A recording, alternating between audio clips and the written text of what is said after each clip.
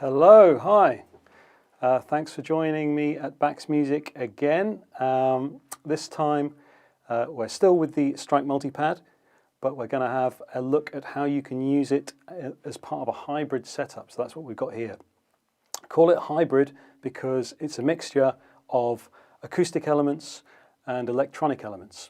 Just make sure that our stream is working okay. I think we're good.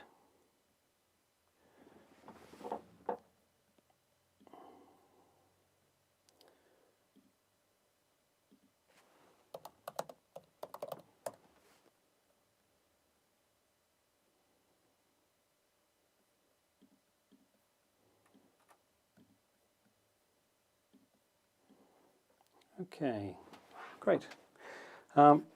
Right, so yes, so we've got Strike Multipad, an electronic kit here, and we've got triggers. So I'll turn you to the top view. There's the pad. You can see the status of the pad. You can see the lights. Now this is a regular 1970s actually acoustic drum kit. We have got triggers. There's a trigger on the bass drum. And interestingly, there's also a microphone. You can see it here. Not quite see it there. We can see it there. Now that's a stereo microphone, and that's connected directly into the Strike Multipad. And that means that we can capture the audio as well, because these cymbals, they're low volume cymbals, but they're still actual cymbals. So they're not triggers. These are just being used acoustically, and they are being captured by the microphone, and everything is going into the pad. So the mic is connected to the pad, and of course the triggers are as well. So let's have a listen to how it sounds. I'll run through a patch. You can check out the progress of the loops on the pad by seeing how the lights change, and you'll see how I play the pad as well. And then we'll talk a bit more about how it's actually working in this context.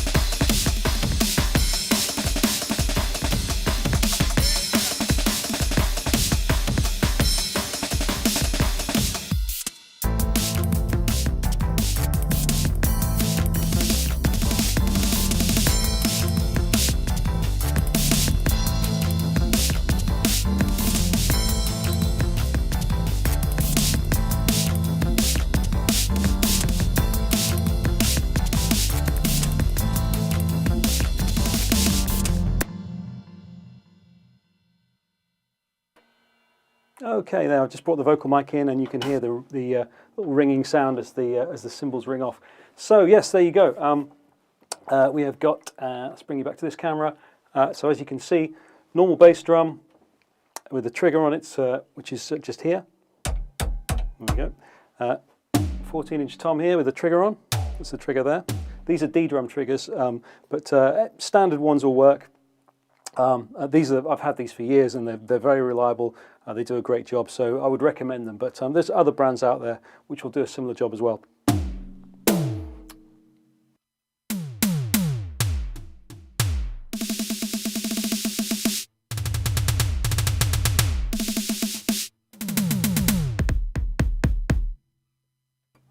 So there you go. and these are low volume cymbals. Again, I'll mute the mic, but you can hear them coming through the microphone here. It's the mic coming through the strike pad.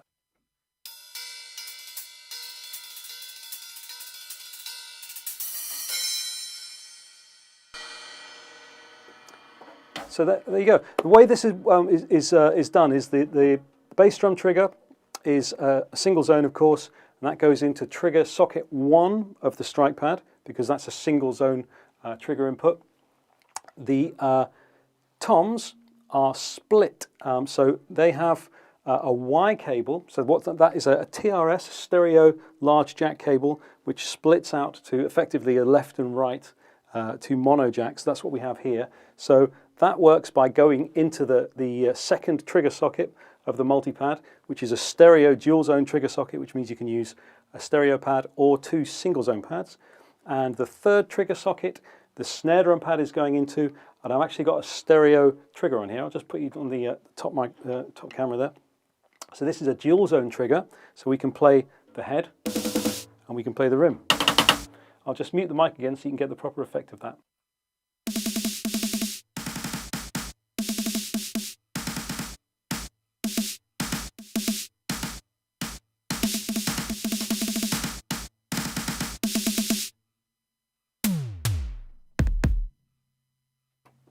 So there you go. So you can actually, if you wanted to use 2 zones instead of a stereo zone here, you could split that off, have another tom-tom, and just use a single zone snare drum. You've got the flexibility to do either. And I'll show you in the settings how that's done. So I'm just going to grab this camera down here, and then we'll switch over. And bear with me one moment. I just want to make sure I've got your chat up here so I can see if you're asking anything.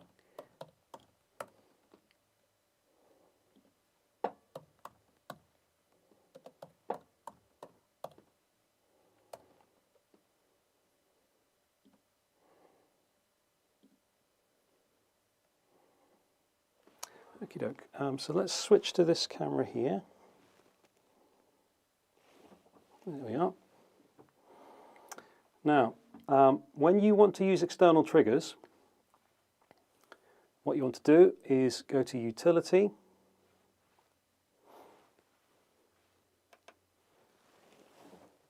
and you can then select Triggers. There we go. Now, these are global settings, so what that means is that you make them for the whole pad, and they work on every kit. So as you save these settings, these are global for the whole pad. So we can see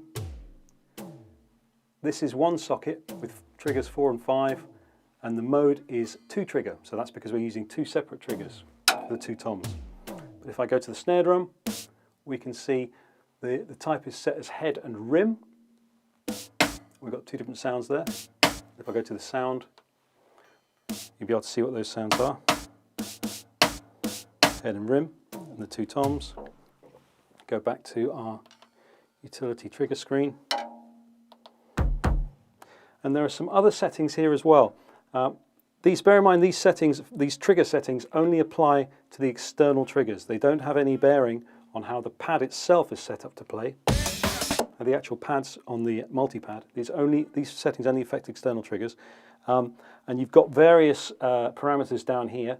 Now, when you're using external triggers, you may need to make some adjustments here. It's important that you've got access to these settings because drums respond differently. If you've got one of these external triggers like this, and you've got it on a big 18-inch floor tom, and bear in mind, I've got mesh drum heads on here, but you don't need to use mesh drum heads. You can use normal drum heads. You could use your whole normal regular kit with all the volume and tone that makes. But when you're dialing in one of these external triggers on a big tom, like an 18-inch tom, or indeed a bass drum, you may need to make some changes to these settings here just to make sure it responds. So we give you full access to the settings that you need to be able to dial in these triggers as you like. I've found that mesh heads are quite well behaved. Of course, the technology's there, designed for electronic drums anyway, so they work very well.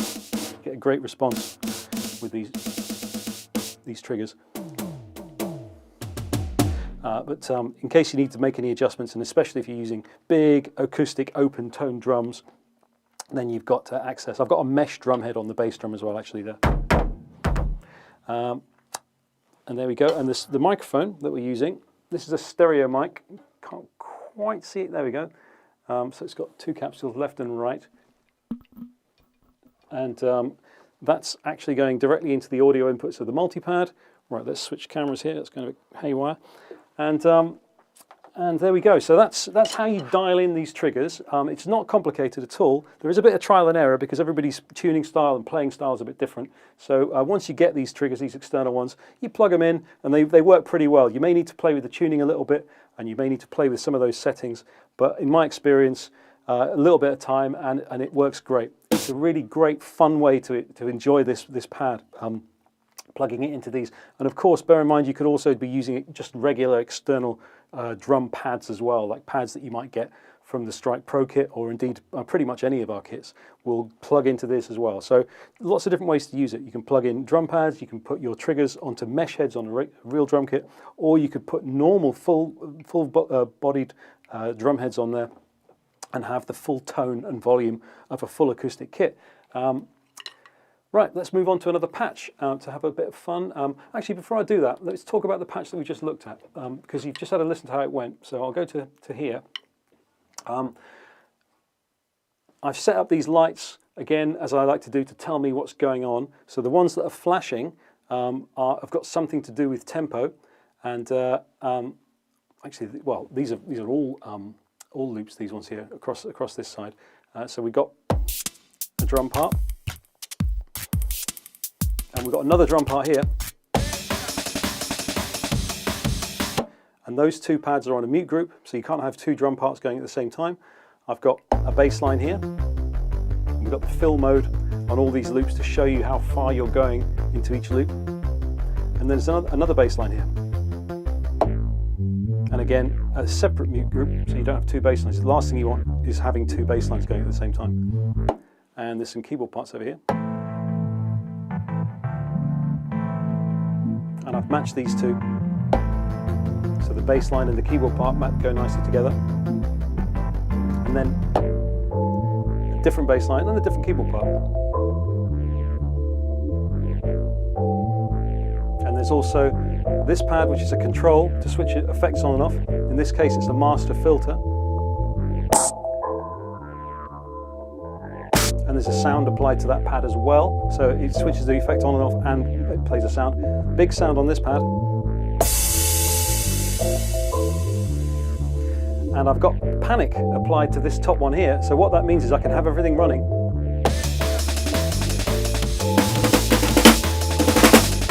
And then I can just hit one pad and it stops everything dead. So it's a good way to be able to build up a bit of tension, a bit of drama, and then let it all go. So I'll mute the microphone. We'll have another little list of how those things work together.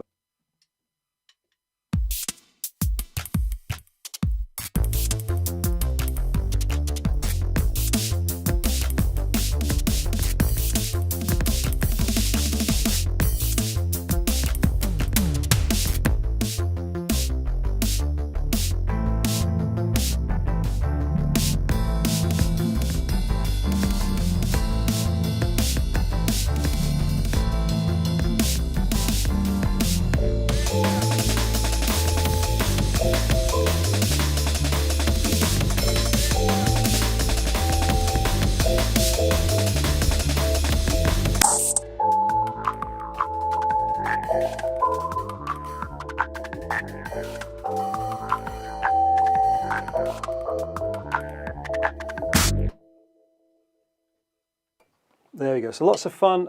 All these. This is actually. It's not a preset patch. It's one that I put together. But all the sounds you're hearing today that are on the pad are factory content. They're all built in there. They're all arranged. These loops are arranged according to tempo and to key. Let's have a quick look at the chat. Make sure I don't miss any questions. Let's have a look. I think we're good. Okie dokie. And this is all factory content. And just in case I didn't drive the point home last time, I'm going to do my little. That's me playing on the screen there. I'm actually whacking the screen with the drumsticks. Just to give you an idea of how tough this thing is, properly, because it's right in the middle of the action here. You're playing along. Luckily I don't actually hit the screen accidentally. I'm pretty good at hitting the pads, but it's right there. and if you do catch it with your stick, it's not a problem. It's very, very tough. So that's good to know. Let's move on to another patch. So this one, I've actually taken one of the presets and played around with it a bit here. What have we got? We have got, again, we've got flashing lights here telling me that there's BPM going on, but there's something different happening with this light up here. This light mode is called BPM Pong, where it's flicking from left to right, but it is doing so at the tempo of this kit. So it's indicating again that there's something to do with tempo on that light, but it's something different to what the other pads are doing. It's a nice jazz pattern there, jazz guitar pattern there. And we can see the fill mode is telling me how far up. There's another one over here. And that's on a mute group to stop it. So you don't want those two parts playing at the same time, so they're on a mute group. And there's one over here. Slightly different tempo. Now if I hit this one,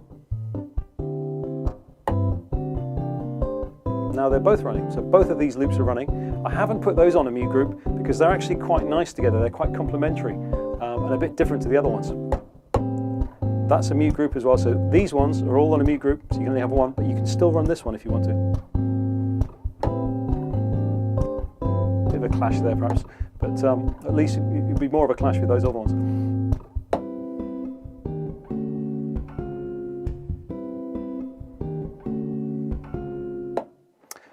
Now the sounds we've got on here, we have got nice acoustic sounds. I'm going to mute the microphone a bit so you can really hear the sounds that we're using. These are nice acoustic Yamaha drum sounds.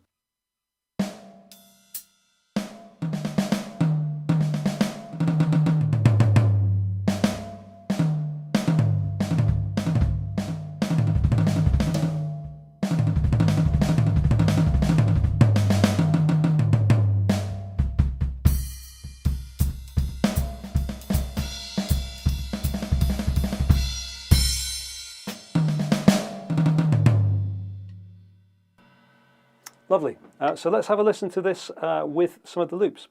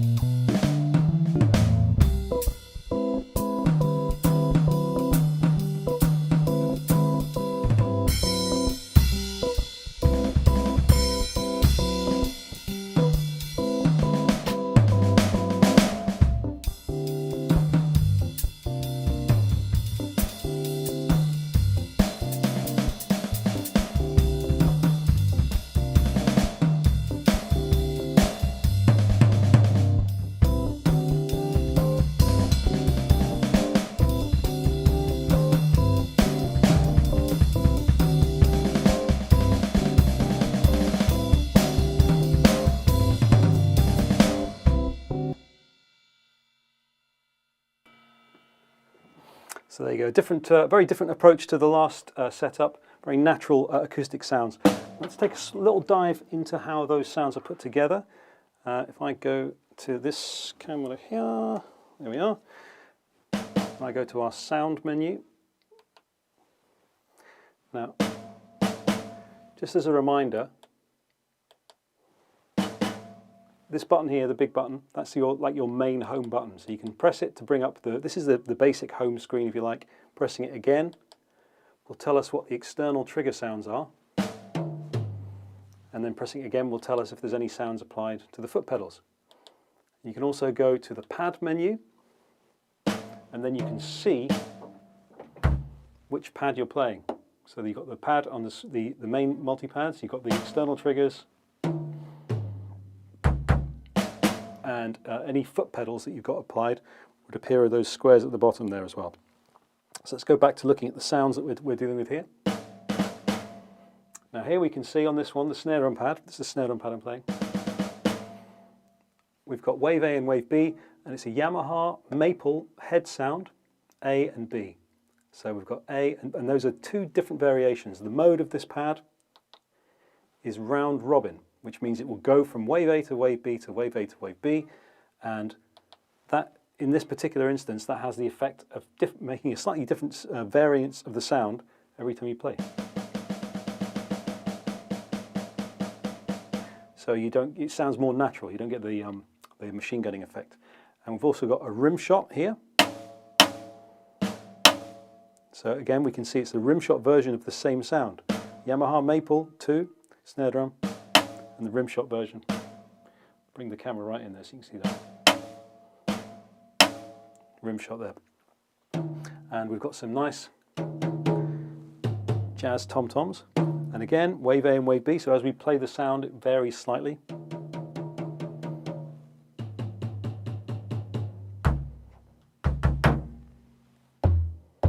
And on the pad here, I've got a nice jazzy bass drum.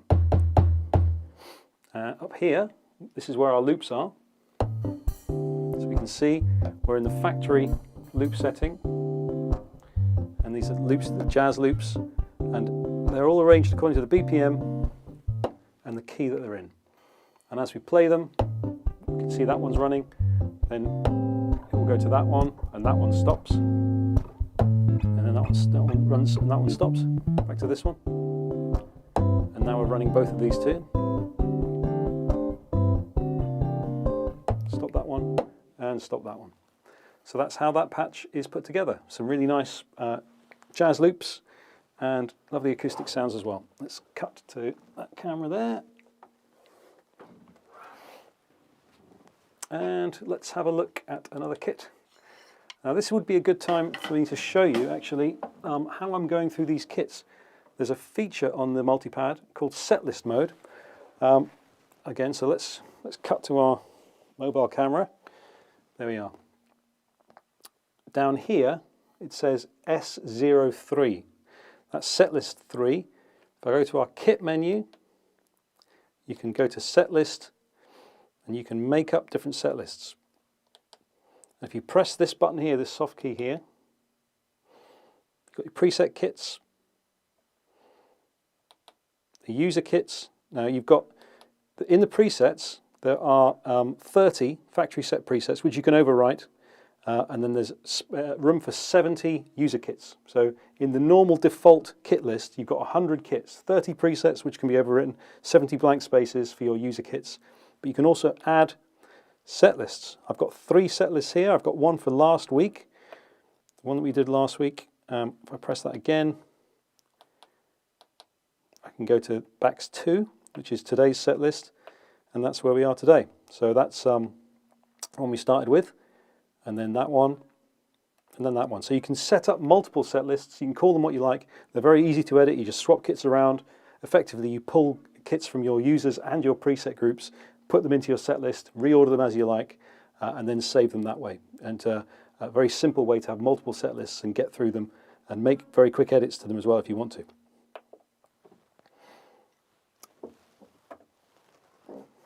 Next kit is called House. So we have got, again, we've got some flashing lights, so loop action is going to happen here, I think. I'll mute my microphone.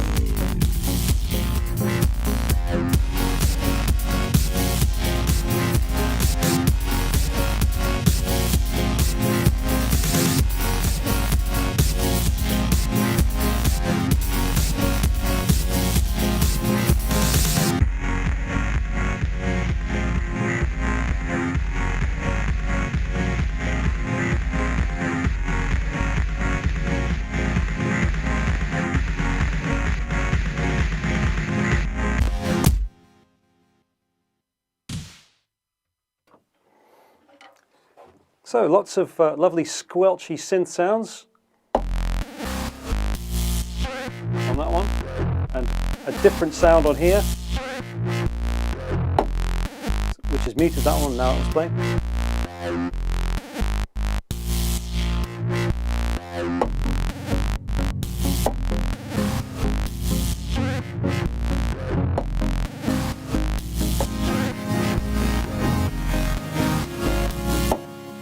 And I put panic on this pad. When you've got lots of loops running, it's very useful to be able to just hit a pad and stop everything.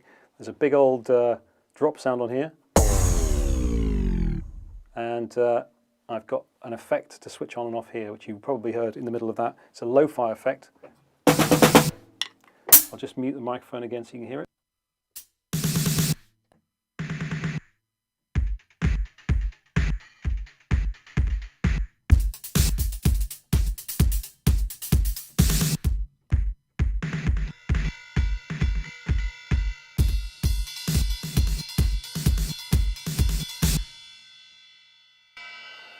So the master effect, which in this instance is lo-fi, switched on and off by that pad, also controls what goes through the microphone. So the master effect applies to every single thing on that kit that's happening at that time, and that includes the microphone. So when you're bringing these effects in and out, depending on which one you're doing, if it's the master effect you're controlling, then you're also affecting the sound of the cymbals, which can be great fun. So you can, if you're using this at a gig, you can drastically change the sound of everything, including the cymbal capture, just by flicking an effect on and off.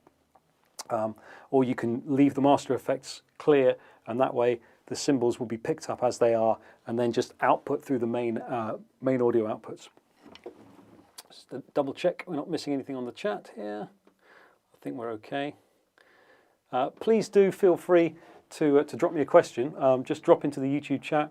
Let me know if you've got any questions, and I'll keep an eye on that, and I'll be able to pick that up. So yeah, welcome any questions. Right, let's have a look. Here we are.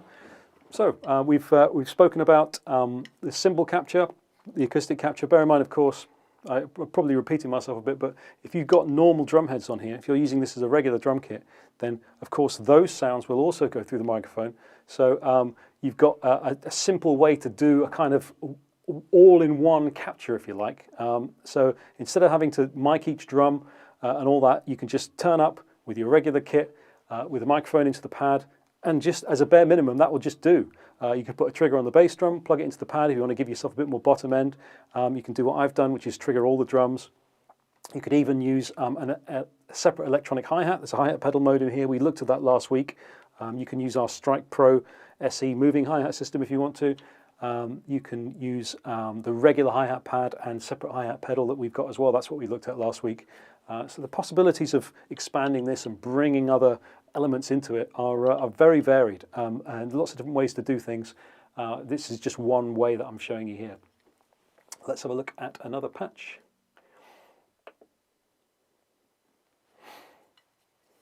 A quick listen to what's going on, and then this patch I'm going to show you how you can just do a loop using the microphone as well.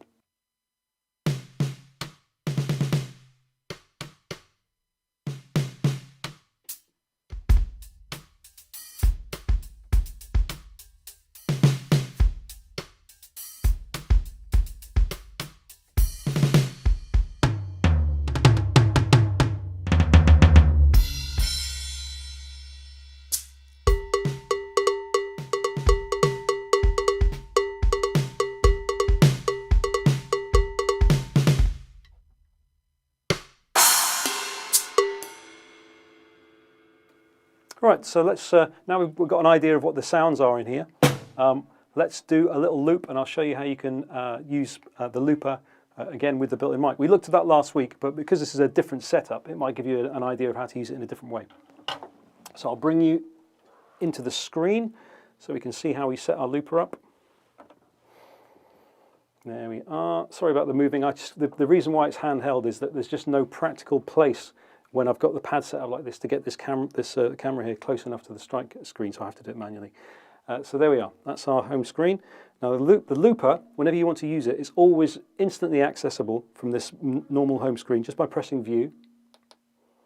That brings up our looper option.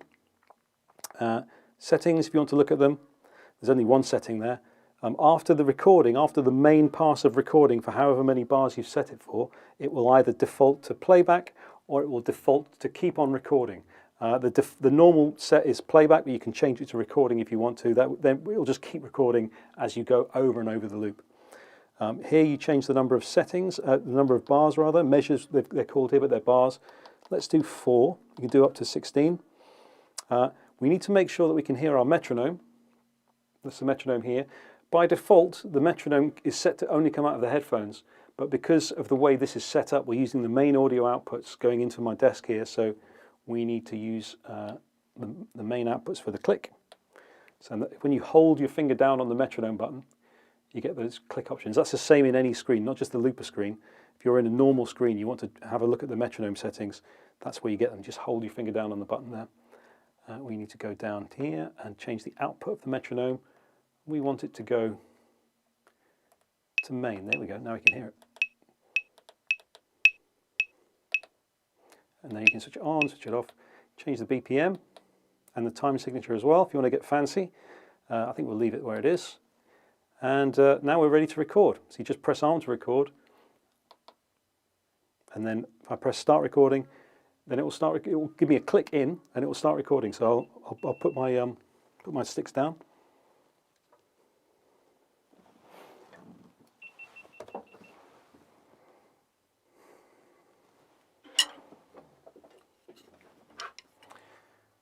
Okay, let's start recording.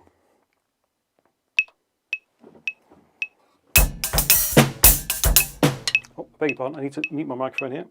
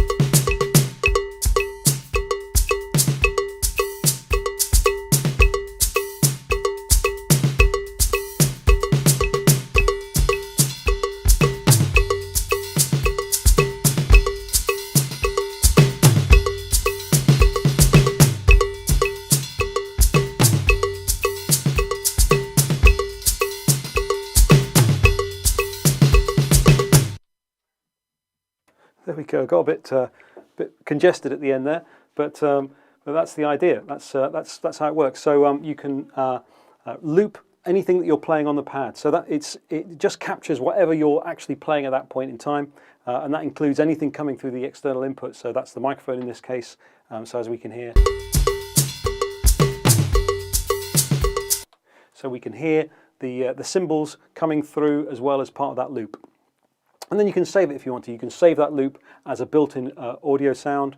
You can edit it, you can chop it up into little pieces using the editor on the screen, assign it to a pad as well, or you can export it as well. So you could use this setup to record basic patterns as you like, and then once you've got something you like, or maybe even a collection of sections, you might have a whole bunch of 8-bar or 16-bar or 2 or 4-bar sections that you've recorded. You can export all those really easily just onto a USB drive and then bring it into your computer, open up Logic or whatever you use, and then start to drop those in and play with them that way. So again, it's a good way to capture organic, real played music, including anything going through the mic, and then you can just export it out to your DAW. Or you could use it live. You could use that as a kind of live performance tool. I know some guitarists who've got one of these and they set up a drum pattern at their gig when they're actually playing, and then they just let it play and then play the guitar on top. Now they could take a drum machine to the gig as well if they wanted to, but they prefer to actually do it organically and play something in front of the audience. It might take a few moments for them to set it up, but it just adds that extra element of reality, and that's how they like to do it. So lots of different ways you can use this in a live or indeed a studio environment. Let's have a look at another kit. So we come out of our looper view. We are going to discard our loop. We don't need to save that. And then we've got another patch. And this patch has got a similar sort of vibe to some of the other ones really. We've got some dance sounds, we've got some loops in here, and we've got some electronic drum sounds as well. And on this one I've got, if we bring the camera up again, I'll show you, I've got some further effects being assigned. So on here, I've got this pad, this one, will switch on and off that flange. You can see as I tap it, it switches on and off that effect. And this pad here, this one, is going to switch off and on master effects. Right, so let's see how that sounds.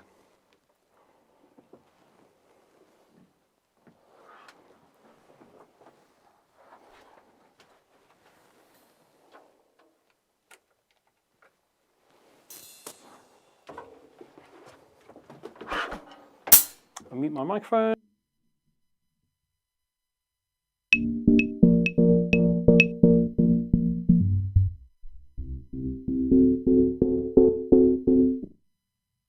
Right, something interesting happened there, which I want to show you what it is. It's a good function.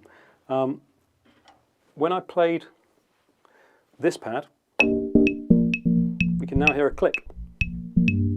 Because what we've done is, in the last kit, we set the click to come out of the main outputs. And now, if there are any clicks applied to any of the patches, they're now coming out of the main outputs. So when I hit this one, it's starting the click.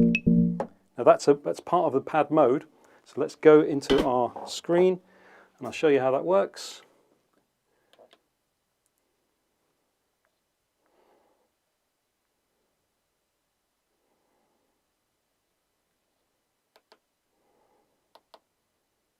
Start click.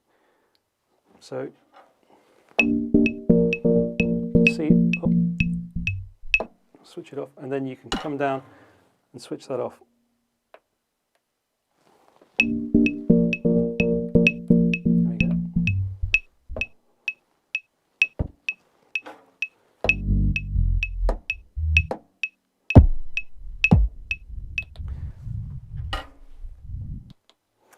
Right, now the start click function is very useful if you want to run a backing track or run a loop, or indeed just start with a big vocal sound or a big keyboard sound, but also start the click, the built-in click at the same time, because you can have the click routed just to the headphones, or you can have it routed to the auxiliary outputs, and no one else obviously needs to hear it unless there's somebody else in the band, and you free up yourself. So you're going to start a track, bang, you hit the pad, it starts off whatever you want to start, the backing track, the loop, and you also get the click straight away as well. Just another added extra flexibility, because these pads are often at the center of a performance. They're often at the middle of a band, and so much is relying on them. So it's another way that you can use this in your environment to bring your production together. Okay, so let's listen to this patch. Can I mute the mic?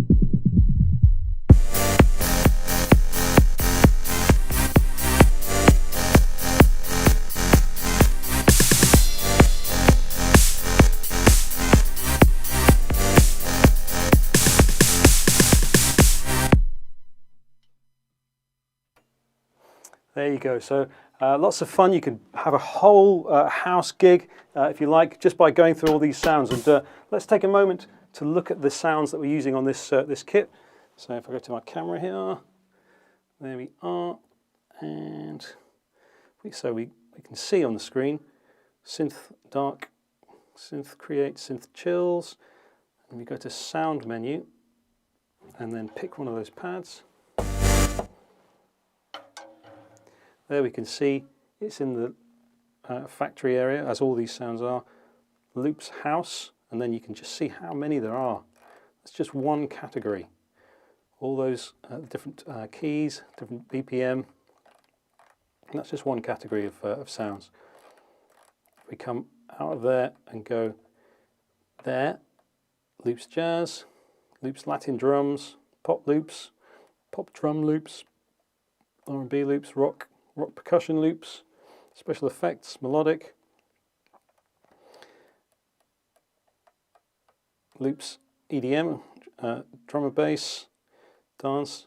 These are just loops, bear in mind, African drums, Arabic, acoustic guitar, and now we've got all the other categories, so electronic kicks, acoustic kicks, hybrid elements, hi-hats, hand drums, crashes, chinas, and going back past the loops, melodic sounds, multi-samples, electronic percussion, mallets, orchestral percussion, toys, which basically means like hand percussion, I think, acoustic rides, electronic rides, acoustic snares, electronic snares, sound effects, splashes, toms acoustic, toms electronic, timpani, special effects. So that gives you an idea of just how much content there is on this kit, on the pad rather. As I've said before, there's more than 8,000 sounds built in. So an enormous amount of content, and it's all arranged, as you can see, according to category. Right, just bear me one moment, because I've got that camera issue over here. Battery mode. There we go, let's try that. And so, as I've said, if you do have any questions, please do feel free to hit me up. Even if you remember them after the fact, you can get hold of Bax and they can relay them to me. I'm the European product specialist for Alesis Drums, so I'll be happy to answer any questions that anybody has on these amazing instruments. So in summary, what we've done here is we've looked at the Strike Multipad, we've looked at it with all the extra elements that I've got connected up here. We've got an acoustic microphone bringing the sounds of these low volume but real cymbals. Got the holes in them so they're low volume, but they are real cymbals. We've got external triggers on the 4 drums here, and of course you've got the pads themselves that you can play. Let's have a look at, here we go. Okay, well that brings this presentation to an end. I hope you found it very useful. There's just one way in which you can use this pad, and I like to think of this as a kind of all-in-one set. So you've got all of these sounds, the drums, the cymbals, the triggers, the pad, everything just comes out of your stereo left and right outputs from the pad. So it might look complicated, but you turn up to a gig or a function, you just got a left and right jack to go into the desk and you're set. You can have all of this sound, all of the sculpting, all of the filtering, everything that you've got available to you, just all through a single set of outputs into your desk there. Plus you can of course have your own monitor from the headphone socket and have any clicks that you need to hear yourself that way. Very, very flexible, and even though it looks complicated, once you're used to it, it's not that difficult to set up at all. So thanks so much for your time, thanks for watching, and visit Bax Music. Thank you very much, bye-bye.